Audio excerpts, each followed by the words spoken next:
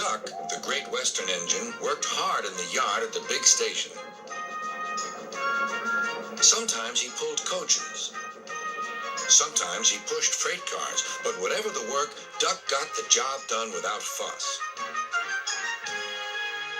One day, Duck was resting in the shed when Sir Topham Hatt arrived. "Your work in the yard has been good. Would you like to have a branch line for your own?" "Yes, please, sir," replied Duck. So Duck took charge of his new branch line. The responsibility delighted him.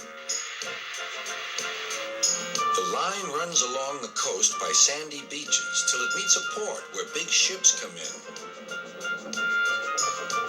Duck enjoyed exploring every curve and corner of the line. Sea breezes swirled his smoke high into the air, and his green paint glistened in the sunlight. "This is just like being on holiday," he puffed. "Well, you know what they say," laughed his driver. "A change is as good as a rest." Soon, Duck was busier than ever.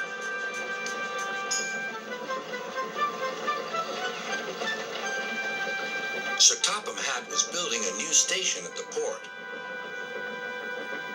Duck pulled the heavy freight cars wherever they were needed. Bertie looked after Duck's passengers, and the other engines helped too, but the work took a long time. Noise and dust filled the air. "Don't worry," whistled Toby. "The station's nearly finished."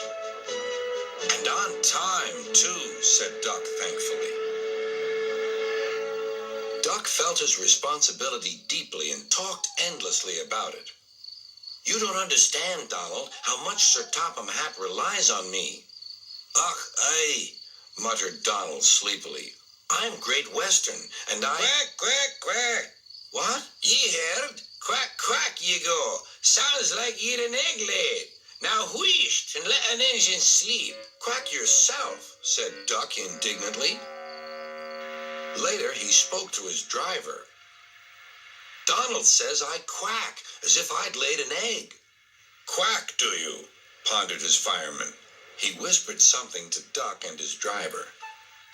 They were going to play a joke on Donald and pay him back for teasing Duck. The engines were busy for the rest of the day, and nothing more was said.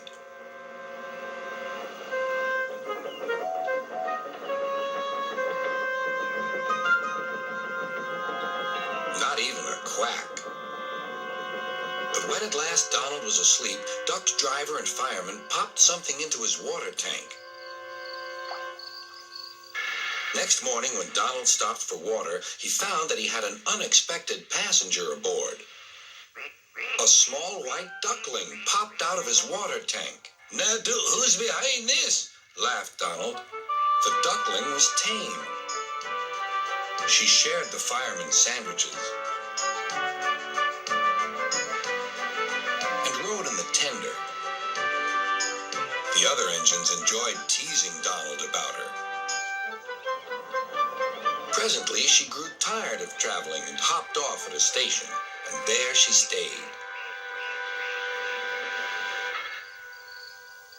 That night, Donald's driver and fireman got busy, and in the morning, when Duck's crew arrived to look him over, they laughed and laughed. "Look, Duck, look what's under your bunker. It's a nest box with an egg in it." Donald opened a sleepy eye. Well, well, well, ye must have laid it in the night, Duck, all unbeknownst."